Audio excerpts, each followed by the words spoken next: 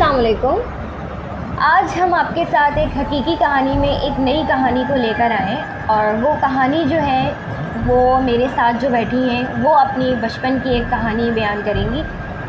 उनके बचपन में कोई एक वाक़या पेश उनके महल्ले में, उनके इलाके में ये वाक़या पेश आया था।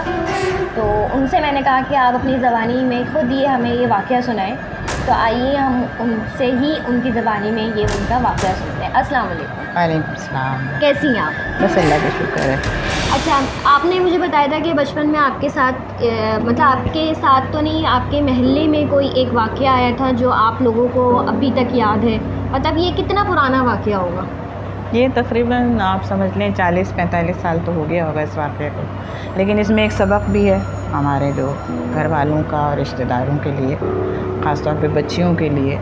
तो उस ज़माने में ऐसा होता था कि जो लड़कियां होती थीं वो घर जा के ना ट्यूशन वगैरह पढ़ाती थीं। अब तो ऐसा नहीं है, लेकिन पहले ऐसे ही होता था। जो मजबूर हैं वो दायरे घर जाती थीं, बच्चियाँ पढ़ाती थीं। तो उसी दौर में ये शरीफाबाद का वाक़या मैं आपको बता रही हूँ कि वहाँ पे 2 घर थे। तो एक बच्ची थी वहाँ पे, उसकी बहुत खूबसूरत, बहुत प्यारी सी थी और तकरीबन हम समझ में 17-18 साल की थी। तो घर में मजबूरियाँ थीं, वो जॉब करती थी, बहनें थीं। तो और वो जहाँ जॉब करती थी वो ऐसा था कि वहाँ पर एक बेवा खातून रहती थी, उनके साथ उनके 2 बेटे थे छोटे। तो उन्होंने अपने साथ भाई को रखा था और ज़ाहिर है भाई का तो रिश्ता ऐसा है कि वो रख सकती थी, महरम रिश्ता था। उन्होंने देवर को नहीं रखा, उन्होंने जेठ को नहीं रखा, उन्होंने अपने भाई को रखा।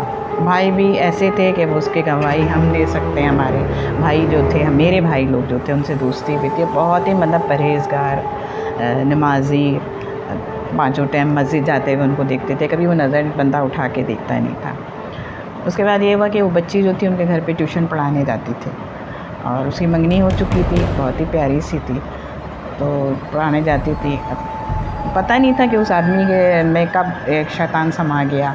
क्या उसने सोचा कि एक दिन उसने एक स्कीम बनाई कि और पूरा प्लान बनाया उसने कि वो जो उसके भांजे थे दोनों, जिनको ट्यूशन पढ़ाते थे, अपनी उसकी बहन गई थी, कोई तकरीब वकरीब में गई थी, तो उन्होंने कहा था वो टीचर आएगी तो तुम बच्चों को पढ़वा दें। तो बहन चली गई थी और वो जो बच्चे थे वो उसको इसने बाहर खेलने वेलने भेज दिया, कोई आइसक्रीम लेने चला भेज दिया, दरअसल बच्चों को बाहर भेज दिया। अब ये उसने गेट खोल के रखा। अब ये बच्ची जब अंदर गई तो अतीक नाम था जिस बच्चे को वो पढ़ाती थी। वो अतीक अतीक करती हुई जब अंदर दाखिल हुई तो उसने गेट बंद कर दिया और उसके साथ फिर उसको ऊपर लेकर गया। उसके साथ उसको जो ज़्यादती वगैरह करनी थी वो उसने की और हद तक उसको फिर इस तरह से मारा।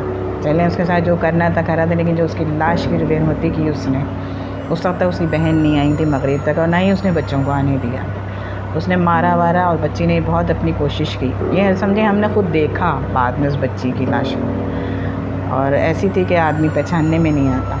बहरहाल उसने जब उसके साथ सब कुछ करके उसको मार दिया और मारने के बाद उसके घर की ऊपर छत थी, उसने जाके उस बच्ची को चादर वादर में लपेट के छत पर डाला। अब उस बच्ची की माँ जब मगरिब हो गई तो बहुत परेशान, मेरे भाई लोग बाहर बैठे होते थे दोस्तों के साथ, उनसे पूछने लगी। उस बच्ची का नाम बताना नहीं चाहे कि पूछने लगी वो बेटा वो कहाँ है, तुमने देखा है? और मैंने कहा भाई आंटी हम लोग तो बैठे हुए थे, हमने तो देखा नहीं। लेकिन बार बार वो उस घर की तरफ इशारा करती थी कि बच्ची हमारी आखिरी इसी घर में गई थी। और जब उस भाई लोग मेरे माशाल्लाह बड़े थे, वो उस घर पे जाके जब उन्होंने उससे पूछा तो कुरान उठा लिया उसने कि वो आज यहाँ पर आई नहीं, और जबकि लाश ऊपर थी उसकी। उसके बाद बहरहाल बेचारी सारी रात दौड़ती रही। हमारे भाई लोग थे, महल्ले के लड़के थे, वो कोशिश करते रहे, लेकिन बच्ची को पता नहीं चल सका। सुबह उसने ये करा कि वो सुबह फजर से पहले ही वो आदमी उठा। उसकी बहन को तो पता नहीं था, ज़ाहिर वो नीचे सोती थी, ये ऊपर होता था, और पीछे से दरवाजे से निकला, वहाँ लॉन्ड्री गया, उसने वहाँ से चादर वादर ली, धुलने दी होगी बहन ने। उसके बाद लेकर आया उस बच्ची को, उसने लपेटा और लपेट के वहाँ पे कोई गवर्नमेंट स्कूल था, मैदान था, जो उस ज़माने के लोग होंगे उनको याद होगा, रेलवे स्टेशन भी था शरीफाबाद में। वहाँ उसने कूड़े में जाकर उस लड़की को फेंक दिया और बिल्कुल कपड़े वगैरह उससे बच्ची को उतार दिया और ऐसे ही फेंक दिया उसे। सुबह एक शोर उठा, लोग आए और कि भाई कोई लाश पड़ी हुई है वहाँ पर, ये वो पूरा महल्ले वाले परेशान हो गए। हमारे भाई लोग थे और बच्चे थे महल्ले के, उसके भाई लोग थे, लेकिन आप यकीन करें कि उनका भाई जाके भी माँ जाके भी उस बच्ची को नहीं पहचान सके और शर्म से बोल नहीं रहे थे कि बच्ची रात भर घर नहीं आई थी। बहरहाल उसकी एक बहन गई साथ, एक दो बहनें ज़्यादा थीं, तो दोनों बहनें जब देख गई तो उस अंगूठी से उस बच्ची ने पहचाना कि हमारी बहन है, क्योंकि वो मंगनी की अंगूठी पहनी। तो इस तरह से फिर उसको लेकर आया गया, फिर जो होता है सारा प्रोसेस वगैरह वो सब किया गया। उसके बाद उस महल्ले से वो लोग चले गए और ये आदमी फिर बाद में पकड़ा गया, और फिर शायद क्या हुआ इतना तो मुझे याद नहीं है, लेकिन हाँ पकड़ा गया था।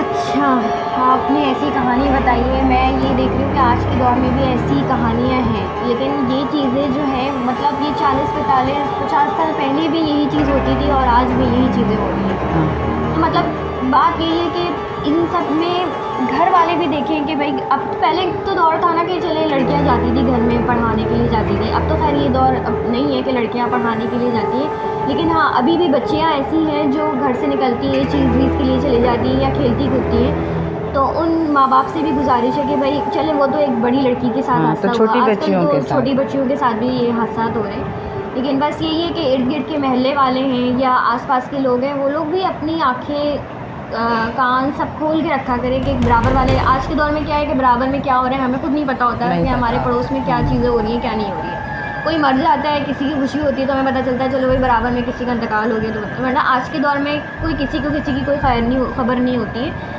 आज लोग इतने मसरूफ़ हो गए कि सिर्फ अपने अपने के उसमें रह गए। तो लोगों से भी मेरी गुजारिश है कि भाई आसपास की चीज़ों को देखा करें, ये सब देखें कि क्या हो रहा है क्या नहीं हो रहा।